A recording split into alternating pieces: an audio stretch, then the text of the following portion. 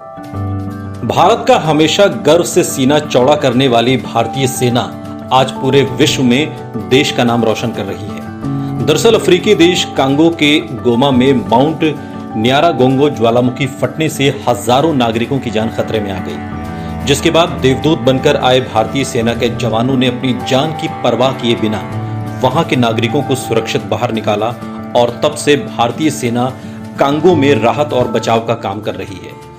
Congo के इस ज्वालामुखी में रविवार को ब्लास्ट हुआ था, जिसके बाद से यहां के लोगों के लिए ज्वालामुखी लगातार खतरा बना हुआ है, जिनको बचाने के लिए भारतीय सेना पूरी तरह से एक्शन में है। वहीं आप सोच रहे होंगे कि भला भारतीय सेना देश की सीमाओं से बाहर निकलकर दूसरे देश में क्यों मदद के लिए आगे आई।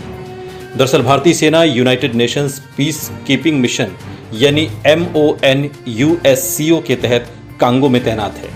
इसी वजह से सेना यहां रेस्क्यू ऑपरेशन चला रही है। इस बात की जानकारी भारतीय सेना की तरफ से दी गई। भारतीय सेना ने एक बयान जारी करके बताया कि गोमा में भारतीय सेना न केवल आम नागरिकों बल्कि UN अधिकारियों की मदद के लिए भी आगे आई है। साथ ही बचाव कार्य के दौरान संपत्ति की सुरक्षा का जिम्मा भी हमारे जवानों ने ही संभाला हुआ है। माउंट न्यारागोंगो अफ्रीकी क्षेत्र में आने वाला सबसे खतरनाक ज्वालामुखी है, इसलिए ब्लास्ट के बाद जैसे ही लावा बहना शुरू हुआ तो यहां पर बसे नागरिकों के बीच दहशत फैल गई। ज्यादातर लावा रवांडा की तरफ बह गया, लेकिन एक छोटी सी लहर गोमा की तरफ आ गई, जिस वजह से सेना तुरंत एक्शन में आ गई और लोगों के बीच पहुंचकर उन्हें बचाने लगी। उसके बाद से कांगो में हर कोई इंडियन आर्मी की तारीफ कर रहा है। वहीं UN के आंतरिक सुरक्षा सिस्टम के मुताबिक इवैक्यूएशन की जरूरत नहीं थी, लेकिन इसके बाद अलग अलग देशों के सेना दलों से अलर्ट रहने के लिए कहा गया।